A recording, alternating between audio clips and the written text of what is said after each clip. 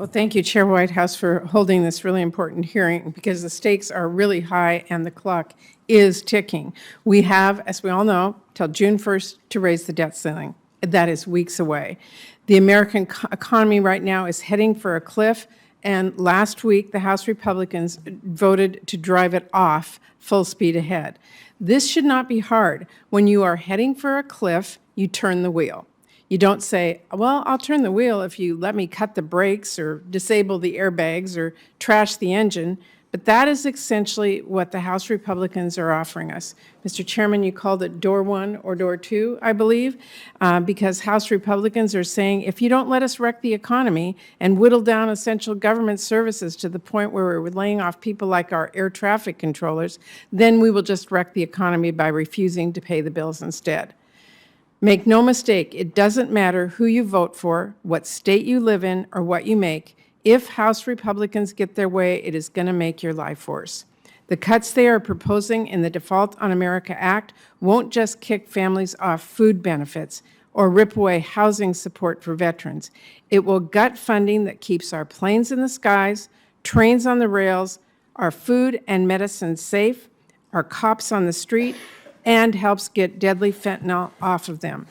And despite Republicans protesting, the reality is that this bill will not protect veterans from cuts. Just read it.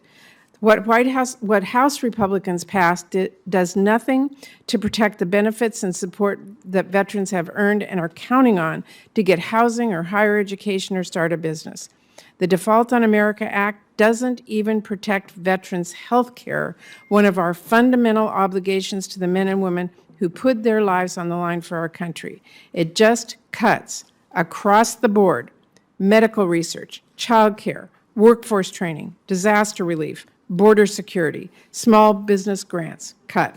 That is their big idea. That is the Default on America Act that House Republicans are taking our economy hostage for.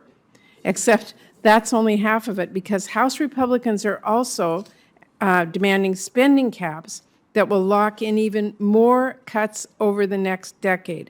That is 10 years of our competitors who are going to be investing in their economies, growing stronger and gaining ground, while House Republicans tie our hands and force us to fall further and further behind. A lost decade for America. That is what MAGA Republicans are proposing. What House Republicans have voted for is one massive gift to the Chinese government. Because guess what? Our competitors are not debating whether to pay their debts or wreck their economy. They are not debating whether to invest in their future or cut and cap the investments that keep them competitive. They are doing everything they can to get ahead. So I'm asking my Republican colleagues here at the brink of economic calamity, do not let Speaker McCarthy's partisan hostage-taking win the day and lose the 21st century.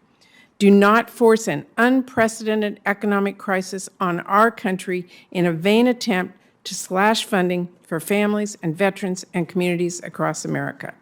Come to the table, work with us to simply pay our country's bills like we have so many times before, including 3 times under the last president.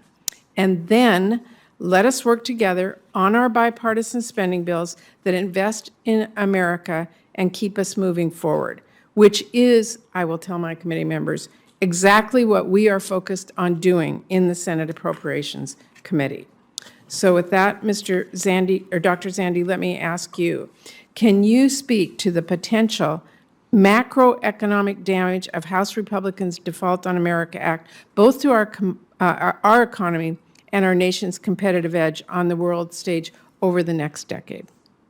Thank you for the question, Senator. I think there's two broad macroeconomic issues. One I mentioned in my oral remarks, and that is the cuts are going to occur later this year under the legislation that's been passed by the House later this year in 2024, when the economy is going to be very, very fragile, at risk of going in recession, grappling with the higher interest rates, the banking crisis, and Now the drama related to the debt limit so it's starting to do damage in the financial markets, and I suspect will do significantly more damage before lawmakers act and increase the limit. So the risks here are quite significant in the near term. The second macroeconomic impact that I think is worth considering is if you do the arithmetic, the cuts to non-discretionary defense, discretionary non-defense spending will take the spending from 3.5% of GDP currently down to 2, and 3.5%, by the way, is less than its average over the past 50, 60 years. So this isn't really, this is a place where spending has remained very restrained and not grown more quickly than the economy. It's been equal to the economy.